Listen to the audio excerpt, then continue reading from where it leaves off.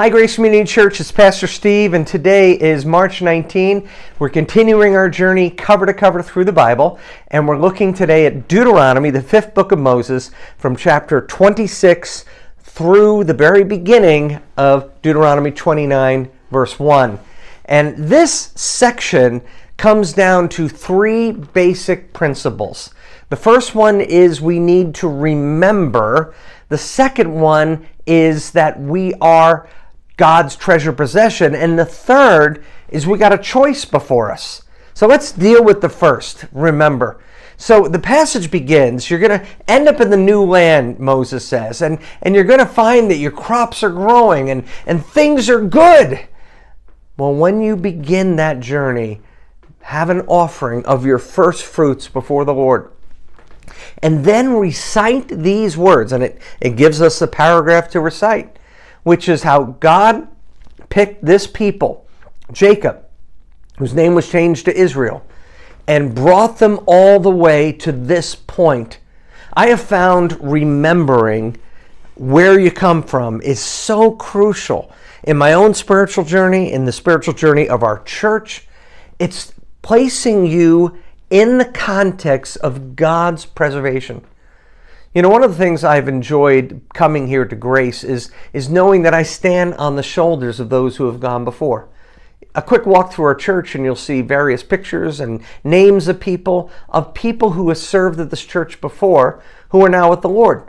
And when it comes to the pastors, from 1933 to now, there have been some great ones and maybe some not so great ones. But I know I stand on the shoulders of a man like Parson Tom.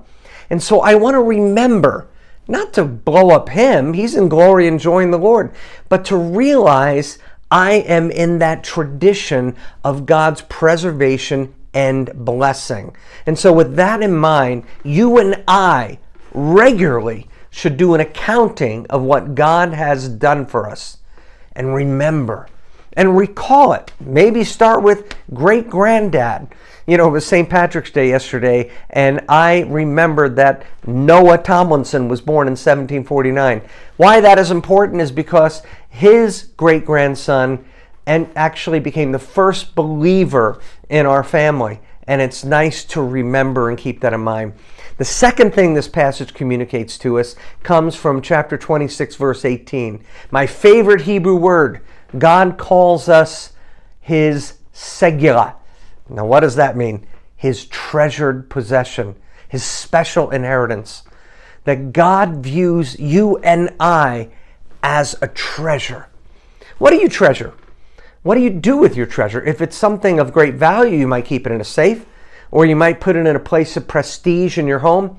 If it's a human being, it might be that you hug them a lot and sit next to them and kiss them and tell them I love you. All those things reflect what you do with a treasure possession. God looks at you that way. You are his treasure possession. Which moves us to the third thing of this passage, and that is the choices we have before us. Now, there is a physical setting to this, and I'm going to show you a picture here. And in this picture, you can see two mountains, Mount Gerizim and Mount Ebal. And he divides the tribes up from each of these mountains and in between these two mountains. So I want you to think of this. There's like a choir over here and a choir over here, and they're going to speak to each other in this section. Now, what you're going to see is Moses says, here's the challenge. You go to the promised land. You obey the laws and rules that God has for you. God is going to bless you. Everything about it is going to be blessed. Your wombs will be blessed. Your fields will be blessed. The sky will be blessed. Everything is going to be blessed. However, if you reject me, if you choose not to follow these commands, you will experience curses. Horrible curses. When we look at this, we can be offended. I mean, God, what's the deal here? It comes down to this. My wife is very open with this, so this is not a secret, but alcoholism runs in her family. Grandma was an alcoholic. Grandpa was an alcoholic. Her father was an alcoholic. Her mother was an alcoholic. And she shared with all four of our children, be careful because alcoholism runs in our family. Now, she could use all kinds of graphic words.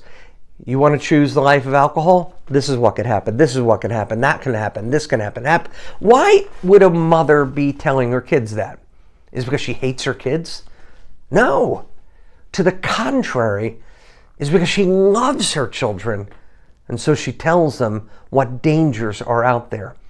When you look at this passage and you see blessings and curses, hear the overall thrust.